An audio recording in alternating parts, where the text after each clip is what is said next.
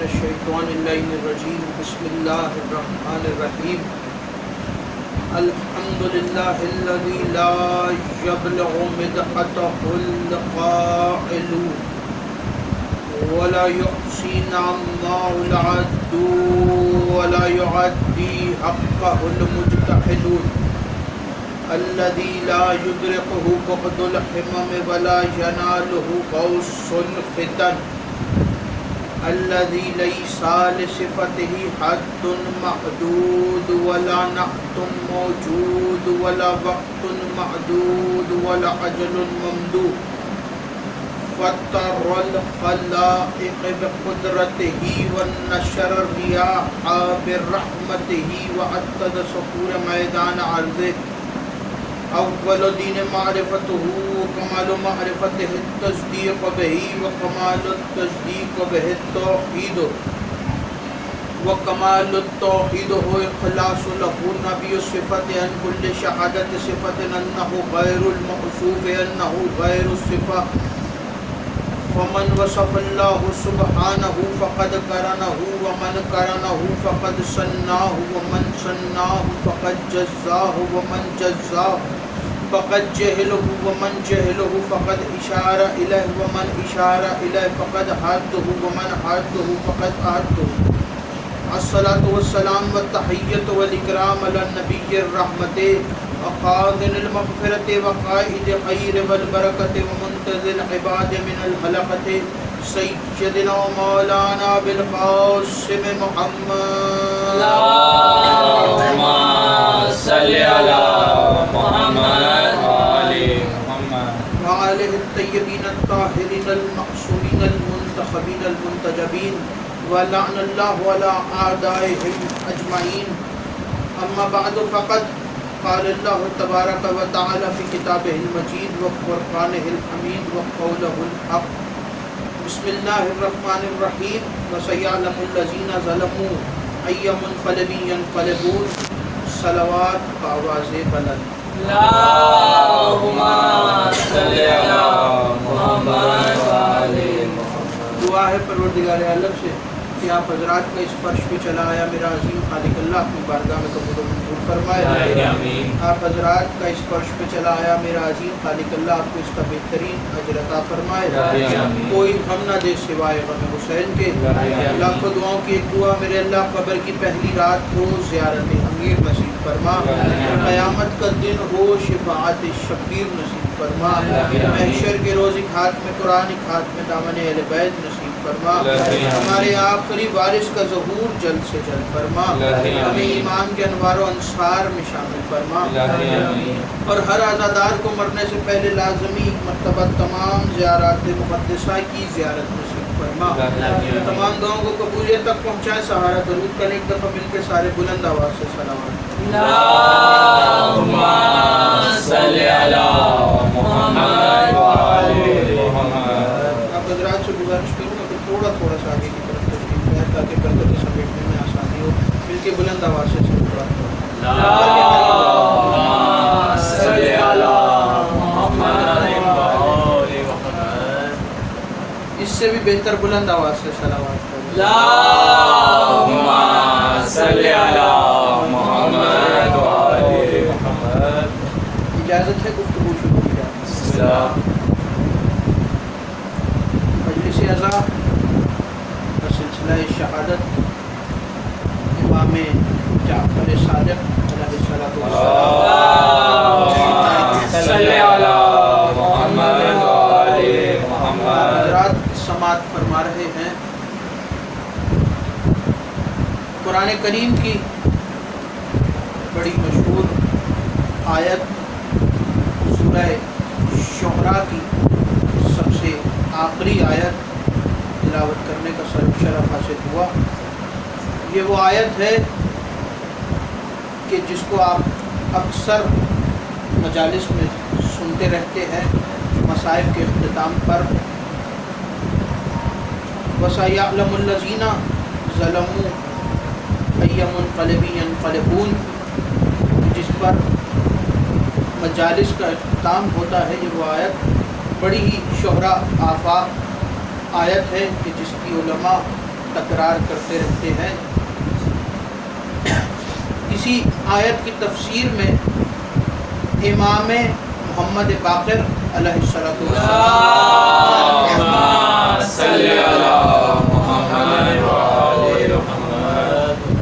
چند گزارشات آپ کے حوالے کرنی ہے امام صادق کے حوالے سے. بات پہنچے اور سمجھ میں آئے تو اتنا ضرور بولیے گا کہ مجھے پتہ چل جائے کہ میرا خطاب سقیفہ کے امیروں سے نہیں غدیر کے فقیروں سے. امام محمد باقر اس آیت کی تفسیر میں فرما رہے ہیں کہ خدا کہنا یہ چاہ رہا ہے کہ جو بھی محمد و آل محمد پر ظلم ڈھاتا ہے، جو بھی توجہ رکھیے گا، جو بھی محمد و آل محمد پر ظلم کرتا ہے وہ قیامت والے دن اپنا مقام خود دیکھ لے گا. بے شک رسول خدا کے زمانے کے بعد آل محمد پر ایک ظلم و ستم کا جو دور شروع ہوا وہ امام حسن عسکری تک پہنچا. رسول خدا کے بعد جب بنو امیہ کا دور، اور یہ بالخصوص یہ دو ادوار، ایک بنو امیہ کا اور ایک بنو عباس کا جو دور ہے، یہ وہ دور ہے کہ جس دور میں جتنے بھی معصومین گزرے ہیں ان کے اوپر زیادہ ظلم و ستم ڈھائے گئے. بنی امیہ کا دور مروان تک ختم ہوتا ہے، اور بنی عباس کا آخری جو خلیفہ ہے وہ معتمد باللہ ہے. اور یہ وہ دور ہے کہ جس دور میں جتنے معصومین گزرے، امام زین العابدین سے لے کر امام حسن عسکری تک بالخصوص، ان پر ایک عجب ظلم و ستم ڈھائے گئے اور عجب ایک ظلم کی انتہا کی گئی امام حسین کے بعد سے. بے شک امام حسین پر مصائب کی انتہا ہے، لیکن یہ جو آئمہ معصومین ہے امام زین العابدین سے لے کے امام حسن عسکری تک، ان پر بھی ایک ظلم ڈھایا گیا. اور جب بھی ان کے اوپر ظلم ڈھاتا ہوا دیکھا گیا تو ایسا لگا کہ لوگ کربلا کو دوہرا رہے ہیں.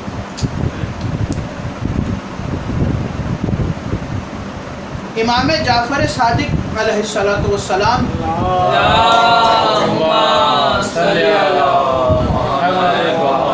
کی ذات مقدسہ وہ ذات ہے کہ جنہوں نے بنی عباس کا بھی دور دیکھا ہے اور بنی امیہ کا بھی دور دیکھا ہے. 12 سال اپنی زندگی کے اپنے دادا امام زین العابدین علیہ السلام کے ساتھ گزارے. 19 برس اپنے بابا امام محمد باقر علیہ السلام کی امامت میں گزارے، اور 34 برس کا دور ہے جو امام کی اپنی امامت کا دور ہے. یہ مختلف ادوار امام صادق کے گزرے. 12 برس امام زین العابدین کے ساتھ، 19 برس اپنے بابا امام محمد باقر کی امامت کے اندر، اور 34 برس امام کی اپنی امامت. 17 ربیع الاول 83 ہجری میں امام کا ظہور ہوا ہے، اور شہادت بعض علماء کہتے ہیں کہ 15 شوال ہے اور بعض کہتے ہیں کہ 25 شوال ہے. شیعہ نے حیدر کرار یہ دونوں تاریخ پر امام کی شہادت مناتے ہیں، اور منانی بھی چاہیے، اس لیے کہ مذہب فقہ جعفریہ کی بنیاد امام صادق نے ڈالی. بانی فقہ جعفریہ کی شہادت کے روز ہے. 25 شوال اور 15 شوال تاریخ کا فرق ہے، لیکن 148 ہجری امام کی شہادت کا सन ہے۔ زیادہ تر لوگ علماء یہی کہتے ہیں کہ امام کا جو عرصہ زندگی ہے وہ 65 برس ہے، لیکن علامہ مجلسی نے جو اپنی کتابوں میں امام کی عمر مبارک لکھی، انہوں نے اسی بات پر اتفاق کیا کہ امام کی عمر مبارک 70 یا 72 برس تھی۔ اسی لیے امام کو جتنے ائمہ امیر المومنین سے لے کر امام حسن عسکری تک گزرے ہیں، ان سب میں شیخ الائمہ کہا جاتا ہے، یعنی کہ سب سے زیادہ بزرگ ہونے والے امام۔ کسی نے 65 برس لکھی، کسی نے 70 سے 72 برس امام کی عمر مبارک لکھی۔ امام کا دور ایک بڑا عجیب دور، شیعت اتنی آسانی سے نہیں پھیلی ہے عزیزان گرامی۔ یہ جس طریقے سے آج ہم مجلسوں میں جاتے ہیں، علماء سے فضائل سنتے ہیں، 1 گھنٹہ 2 گھنٹہ کی مجلس کرنے کے بعد فضائل اور اماموں کے فضائل اور ان کی حالات زندگی سن کے آ جاتے ہیں، یہ اتنا آسان نہیں تھا جس طریقے سے شیعت ہم تک پہنچی ہے۔ وہ بالخصوص امام جعفر صادق نے اپنے بابا کے بعد علم کی جو منزلت سنبھالی ہے، تو ایسی منزلت سنبھالی ہے کہ دنیا یہ کہنے پہ مجبور ہو گئی کہ جو اس کا مذہب ہے وہ اسی کے نام پر رکھا جائے گا، اور اس دن کے بعد سے شیعوں کو فقہ جعفریہ کہنے لگے۔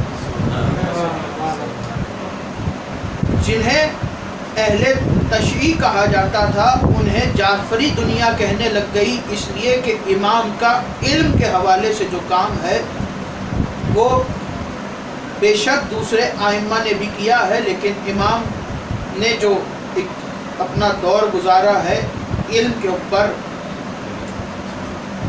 4000 طلاب الگ الگ ممالک کے، الگ الگ زبانوں کے، جنہیں امام نے پڑھایا ہے، اور ہر طالب علم الگ الگ سبجیکٹ پڑھنے آتا تھا امام سے، اور امام ہر طالب علم کو اس کی مرضی کے مطابق اس کا علم دیتے تھے۔ کوئی حکیم بننے آتا تھا، کوئی طب سیکھنے آتا تھا، کوئی فزکس سیکھنے آتا تھا۔ یہ واحد امام ہے کہ جس کے دور میں ہر علوم پر گفتگو کی گئی ہے۔ امام ہی کے دور میں فزکس پر بھی بات ہوئی، امام ہی کے دور میں کیمسٹری پر بھی بات ہوئی، امام ہی کے دور میں طب پر بھی بات ہوئی، امام ہی نے میتھمیٹکس بھی پڑھائی۔ اور یہ جو آج دنیا میں بچوں کو تعلیم دینے کا رائج ہے، یہ بھی امام ہی نے رائج کیا تھا کہ بچوں کو تعلیم کس طرح دینی ہے۔ جب بچے پہلی دفعہ کچھ پڑھتے ہیں تو بچوں کو رنگوں کے نام سکھائے جاتے ہیں، یہ بھی امام جعفر صادق نے ہی بتایا تھا، اس لیے کہ جب لوگ امام سے پڑھنے آتے تھے تو امام نے کہا، توجہ رکھیے گا، امام نے کہا کہ اکیلے نہ آیا کرو، اپنے ساتھ اپنے گھروں سے اپنے بچوں کو بلایا کرو۔ تو انہوں نے کہا کہ مولا، ہم یہاں پہ آپ سے علم سیکھنے آتے ہیں، ہم اگر اپنے بچوں کو لائیں گے تو وہ شرارتیں کریں گے اور ہمیں پڑھنے نہیں دیں گے۔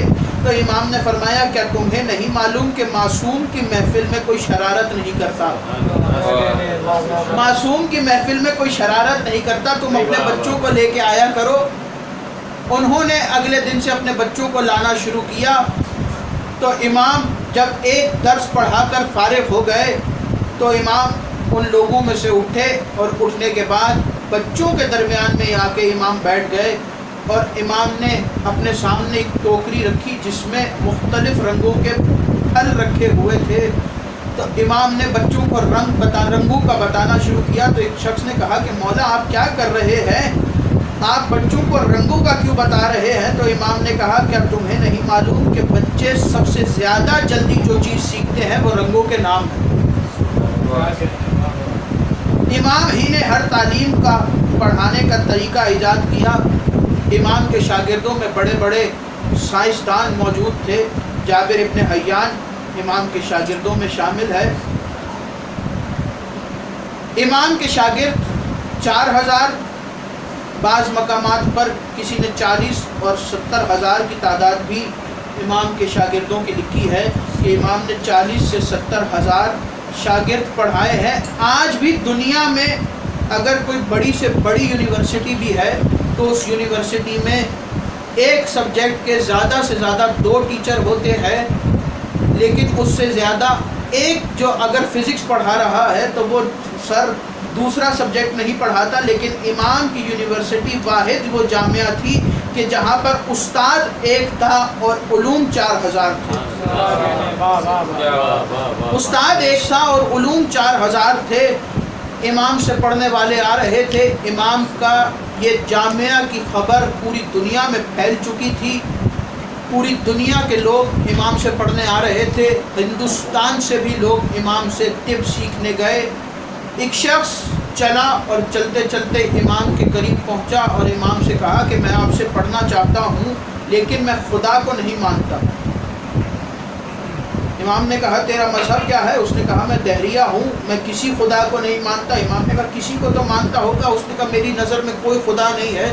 امام نے کہا پھر دنیا کیسے بنی؟ تو اس نے کہا کہ دنیا خود بخود وجود میں آئی ہے، دنیا کا کوئی خالق نہیں ہے، دنیا خود ہی وجود میں آئی ہے، انسان خود ہی وجود میں آیا ہے اور یہ دنیا خود ہی فنا ہو جائے گی، نہ اس کو کوئی فنا کرنے والا ہے نہ اس کو کوئی خلق کرنے والا ہے۔ امام نے کہا تو کسی خدا کو نہیں مانتا؟ اس نے کہا میں کسی خدا کو نہیں مانتا۔ امام نے کہا کیا پڑھنا چاہتا ہے؟ اس نے کہا میں طب سیکھنا چاہتا ہوں۔ امام نے کہا کہ تو کیا پڑھنا چاہتا ہے؟ اس نے کہا میں طب سیکھنا چاہتا ہوں۔ اور اس نے کہا یاد رکھیے گا کہ میں آپ کے خدا کا کلمہ نہیں پڑھوں گا، میں صرف طب سیکھنے آیا ہوں۔ امام نے کہا ٹھیک ہے، ہم کسی کا مذہب تبدیل نہیں کرواتے، ہم سے جو پڑھنا آتا ہے ہم اس کو وہی پڑھاتے ہیں۔ اس نے پڑھنا شروع کر دیا۔ چند دن گزرے تھے کہ امام کو پتہ چلا کہ وہی امام کا شاگرد ایک مقام پر بیٹھ کر چند بیج کوٹ رہا ہے۔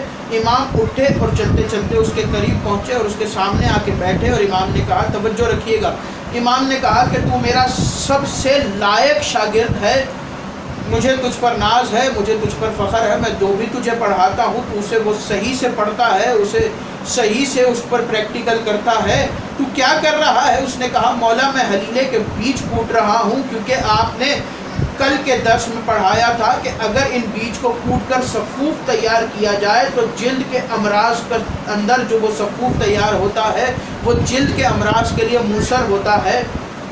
امام نے کہا اچھا، اگر تو چاہے تو ابھی یہیں پر ایک استاد اور شاگرد کے درمیان چھوٹا سا مباحثہ ہو جائے، چھوٹا سا امتحان ہو جائے، یہیں پر چند سوالات تجھ سے کر لوں، تو میرا لائق شاگرد ہے۔ اس نے کہا مولا پوچھئے کیا پوچھنا چاہتے ہیں؟ امام اس کے سامنے بیٹھ گئے اور امام نے کہا چل تو جو بیج کوٹ رہا ہے ادھر ادھر سے سوال نہیں کرتا، انہی بیج کے بارے میں سوال کر لیتا ہوں۔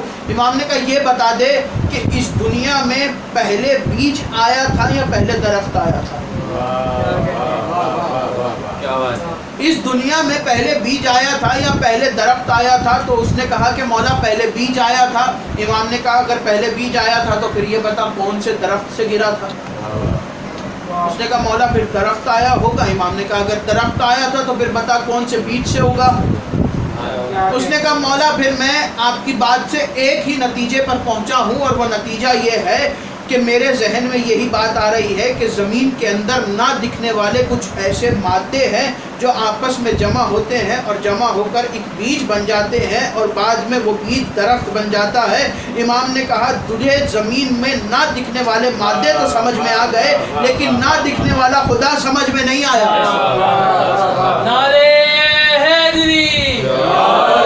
تجھے نہ دکھنے والا خدا سمجھ میں نہیں آیا۔ اس نے وہی کلمہ پڑھا اور پڑھنے کے بعد کہا کہ مولا جیسے خدا آپ نے سمجھایا ہے ایسے کوئی سمجھا نہیں سکتا۔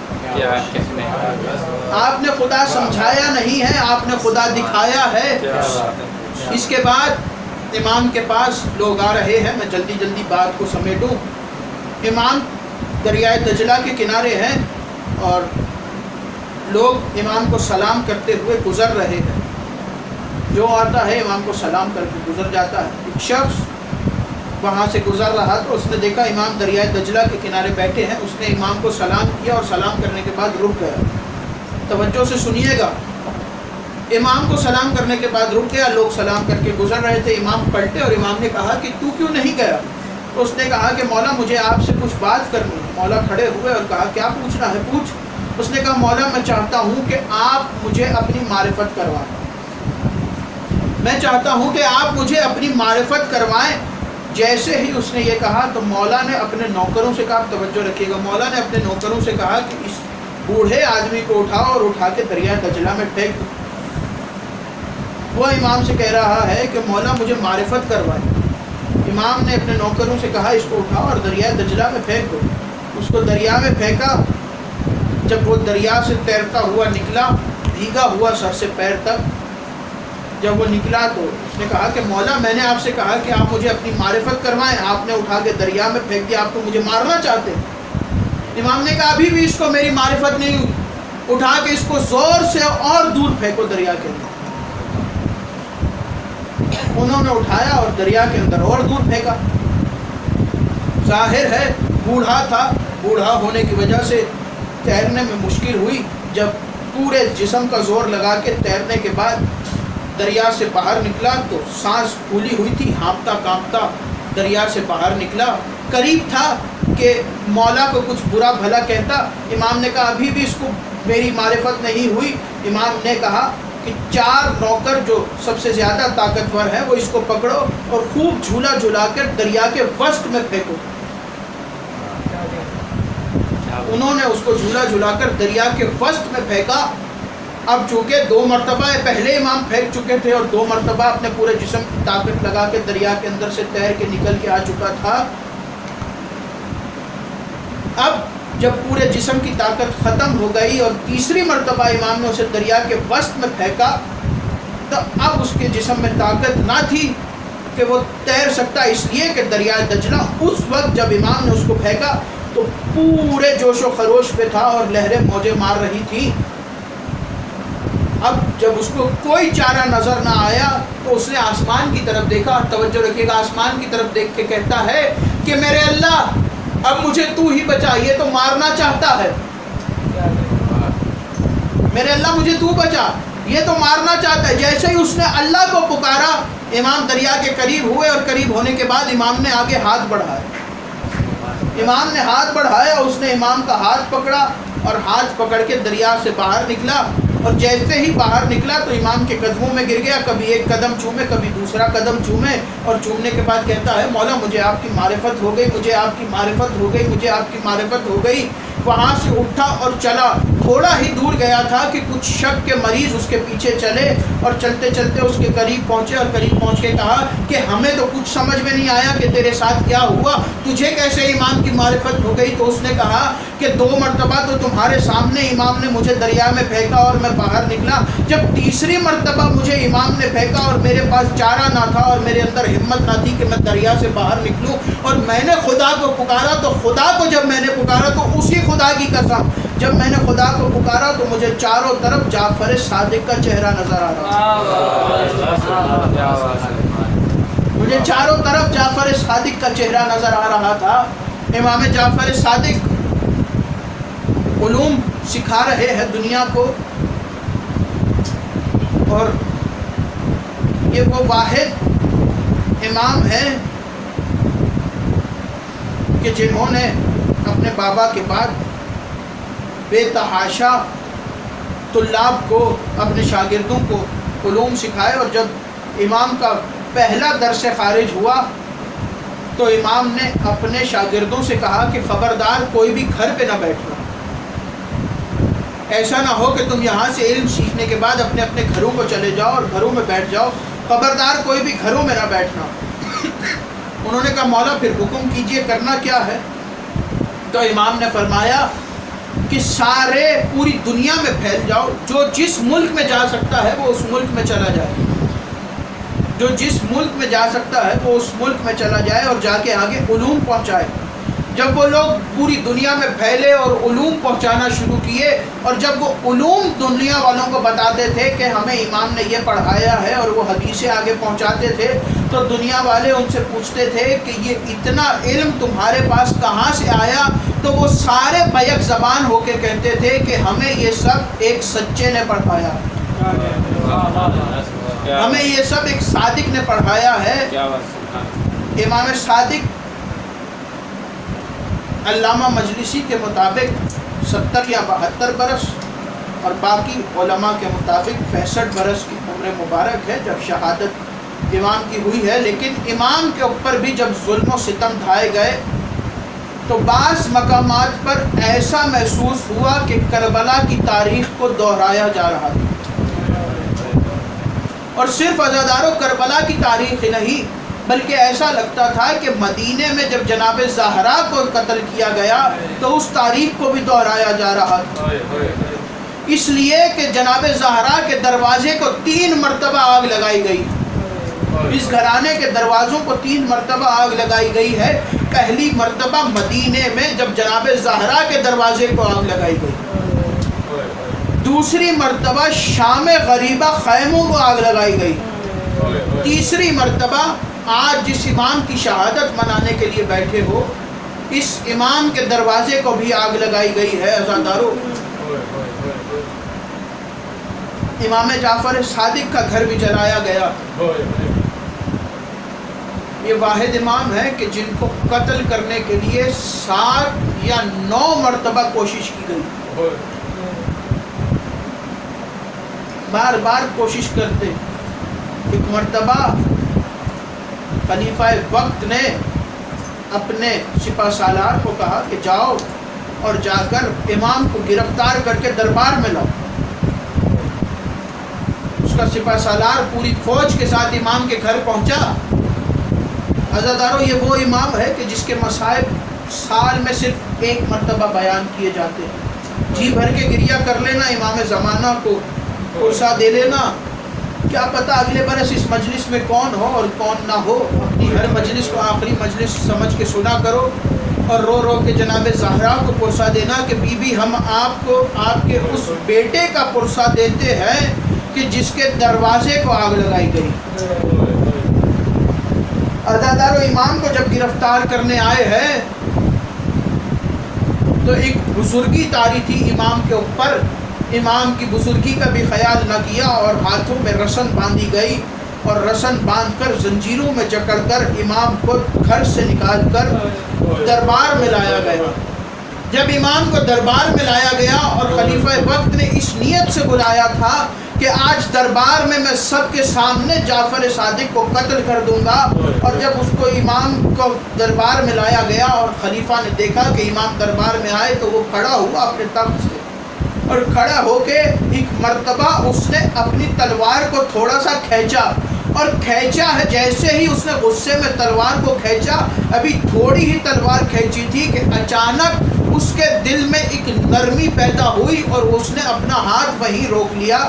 پھر تھوڑی دیر بعد اپنے جلال میں آ کے اس نے پھر تھوڑی سی تلوار کو کھینچا اور جیسے ہی تلوار کو تھوڑا سا کھینچا تو پھر اس کے دل میں نرمی پیدا ہوئی اور اس نے اپنی تلوار کو وہیں روک لیا.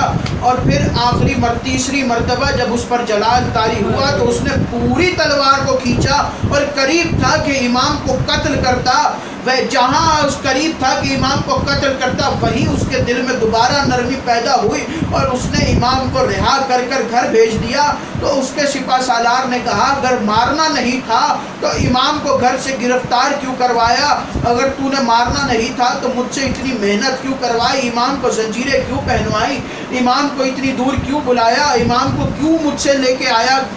تو نے اگر قتل نہیں کرنا تھا تو نے تلوار نکالی کیوں نہیں چلائی. تو اس نے کہا کہ میں نے جب تلوار نکالی پہلی مرتبہ تو میرے دل میں اچانک ایک نرم گوشہ پیدا ہوا. اس کی وجہ یہ تھی کہ میں نے جیسے ہی تلوار کھینچی تو میں نے دیکھا کہ میرے سامنے رسول اللہ کھڑے ہیں اور رسول اللہ رو کے کہہ رہے ہیں کہ کیا تو جانتا نہیں ہے کہ تو کسے قتل کرنے جا رہا ہے. اس نے کہا جب میں نے دوسری مرتبہ تلوار کھینچی تو میرے سامنے دوبارہ رسول اللہ آ گئے اور پھر رسول اللہ نے آواز دے کے کہا کیا تو جانتا نہیں ہے کہ تو کسے مارنے جا رہا ہے. اس نے کہا جب میں نے پوری تلوار کو نیام سے نکالا تو پھر میری آنکھوں کے سامنے رسول اللہ تھے اور رسول کے بال کھلے ہوئے تھے اور رسول رو رو کے کہہ رہے تھے کیا تجھے ہوش نہیں ہے. کیا تجھے خبر نہیں ہے کہ تو کسے قتل کرنے جا رہا ہے. اس وجہ سے میں نے امام کو واپس بھیج دیا.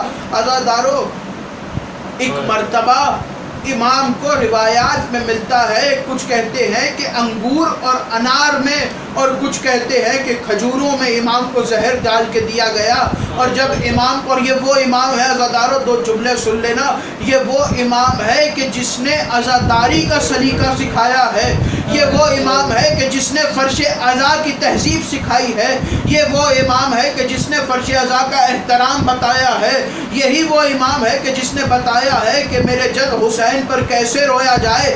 عزادارو مجلس میں بیٹھے ہوئے تھے امام، اور ایک شخص منہ پر رومال رکھ کے رو رہا تھا کہ امام مجلس ختم ہونے کے بعد اس کے قریب آئے، اور قریب آ کے اس کے چہرے سے ہاتھ ہٹایا اور کہا کہ کیا تجھے میرے جد کے مصائب پر رونا نہیں آیا؟ تو اس نے اپنا رومال آگے کیا، اور آگے کرنے کے بعد کہا کہ مولا دیکھیے میں نے کتنا گریہ کیا کہ میرا پورا رومال میرے آنسوؤں سے گیلا ہے۔ تو امام نے کہا میرے جد کے مصائب میں ایسے نہیں رویا جاتا، بلکہ میرے دادا کے مصائب پر ایسے رونا چاہیے جیسے کوئی بوڑھی ماں اپنے جوان بیٹے کے لاشے پہ روتی ہے۔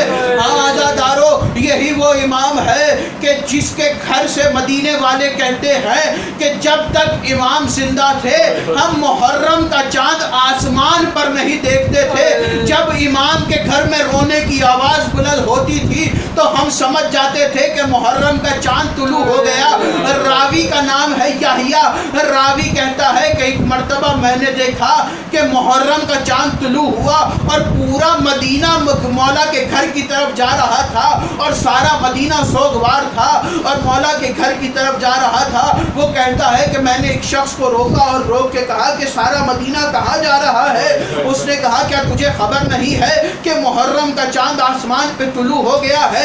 ہم سب امام صادق کو پرسہ دینے جا رہے ہیں۔ وہ کہتا ہے کہ میں بھی اس لشکر میں شامل ہو گیا، میں بھی اس رش میں شامل ہو گیا، اور جب میں امام کے گھر پہ پہنچا تو میں نے دیکھا کہ امام کے گھر میں عجب حالت ہے۔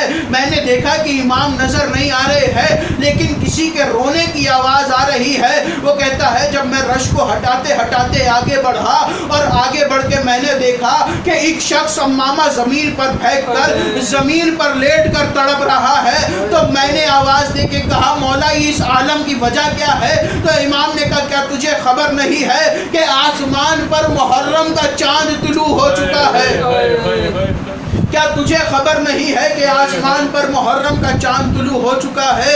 ہاں عزادارو، امام کو زہر دی گئی، اور یہ وہی امام ہے کہ جب دروازے کو آگ لگائی گئی اور دروازہ جلتا ہوا دیکھا تو امام نے سب سے پہلے اپنی دادی زہرا پر گریہ کیا، اور جب تھوڑی دیر کے بعد دروازے کی آگ بجھ گئی تو آخری جملے سن لینا، جب تھوڑی دیر کے بعد امام کے دروازے کی آگ بجھی تو امام نے اپنی دادی زینب کو یاد کر کے گریہ کرنا شروع کیا۔ عزادارو، امام کو زہر مل گئی، امام کو زہر ملی، امام کا جنازہ اٹھا، امام کی روح پرواز کر گئی، امام کو غسل و کفن دیا گیا۔ عزادارو، اس امام نے امام جعفر صادق کو غسل و کفن دیا ہے کہ جس کا جنازہ بغداد کے پل پر بغیر کفن کے رکھا گیا تھا، زنجیروں میں جکڑا ہوا جنازہ رکھا گیا تھا۔ عزادارو، امام موسیٰ کاظم نے اپنے بابا کو غسل و کفن دیا، غسل و کفن کے بعد جنازہ کس شان سے اٹھا؟ امام کا جنازہ سب سے بڑا جنازہ تھا، پورے مدینے میں امام کا جنازہ پڑھا ہے۔ عزادارو، امام کا جنازہ اٹھا، میں کہوں گا مولا آپ کتنے خوش نصیب ہیں کہ پورے مدینے نے آپ کا جنازہ پڑھا، آپ کے بیٹے نے آپ کو غسل و کفن دیا، کس شان سے آپ کا جنازہ اٹھا، کس شان سے آپ کو دفنایا گیا۔ لیکن ذرا مولا کربلا کے میدان میں آئیے، آپ کے جد حسین کا لاشا 3 دن ریت پر بغیر کفن کے رکھا رہا، نہ کوئی دفنانے والا تھا، نہ کوئی غسل دینے والا تھا، نہ کوئی کفن پہنانے والا تھا۔ الا لعنت اللہ علی قوم الظالمین، ماتم امام جعفر صادق۔